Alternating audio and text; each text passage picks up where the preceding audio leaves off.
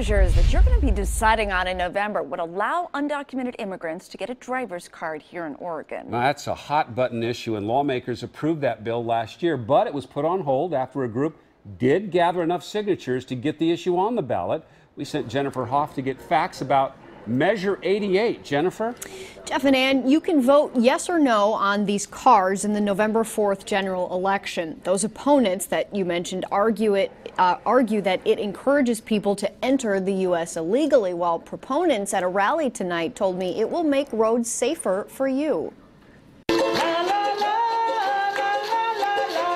300 people registered for the Yes on 88 Information Assembly. There was a bilingual push at Portland's St. Andrew's Catholic Church to support the same measure Governor Kitzhaber does. Governor Kitzhaber believes that the Oregon driver card is the common sense approach, and he and his staff worked with many of you and legislators all across Oregon to pass the bill. Proponents recommend voters approve the measure to allow immigrants who can't prove they're in the U.S. legally to obtain four-year driver's cards. I found out the law Oregon's legislature passed last year wouldn't let the immigrants use it to vote or buy a gun. 3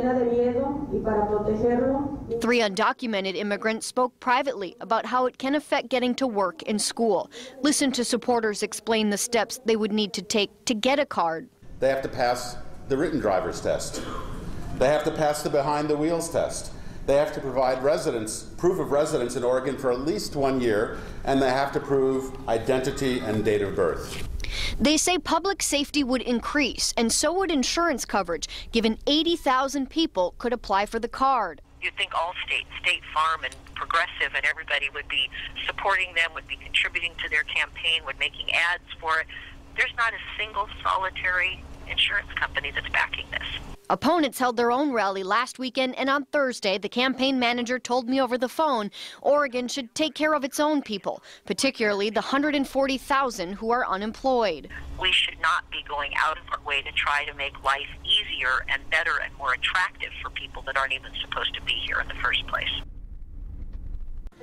I learned 10 other states have approved cards like this, but I found out that those cards are only good for a year versus the proposed ones in Oregon, which are good for 4 years. Now, if you affirm the legislature's decision in November, people can start applying for a card 30 days after Election Day. Jeff and Ann?